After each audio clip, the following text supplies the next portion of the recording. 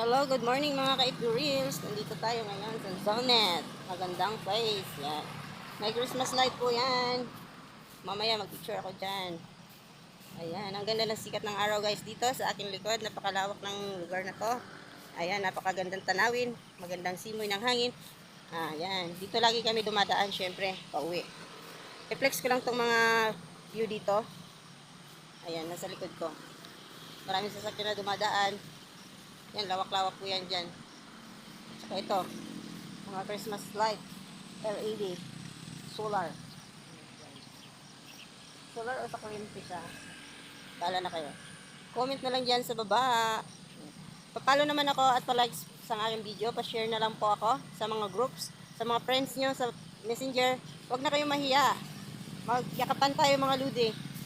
Ayan, sa mga nagsisend ng star sa akin, maraming salamat. Malaking tulong na po yan para sa akin.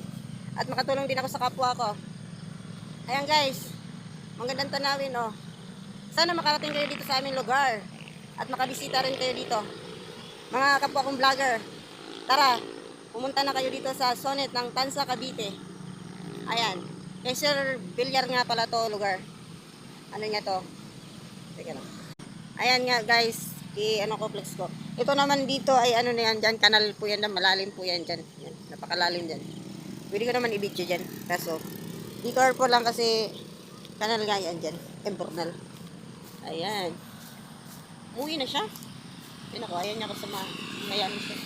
Baka busy lang si Beshi. Hindi siya sanay. Okay? O, itong langit guys, na sunset.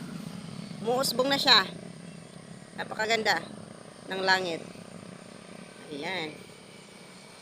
Magandang panahon ngayon, maaliwalas. Ayan. Ang aking mga manonood dyan, taga-suporta, taga-subaybay, maraming salamat sa inyo. Wala akong masasabi, kundi thank you very much. Mabuhay.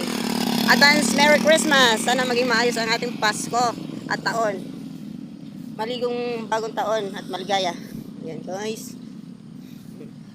Medyo maaraw na, kaya ang Christmas light niya ay parang di ninyo na gaano nakikita. Bukas, dadaan kami ng gabi dito.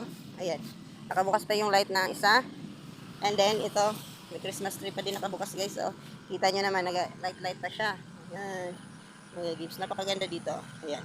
Yan lang po, wala nang iba. Maraming salamat nga pala sa inyo lahat. Thank you for watching and follow and follow back.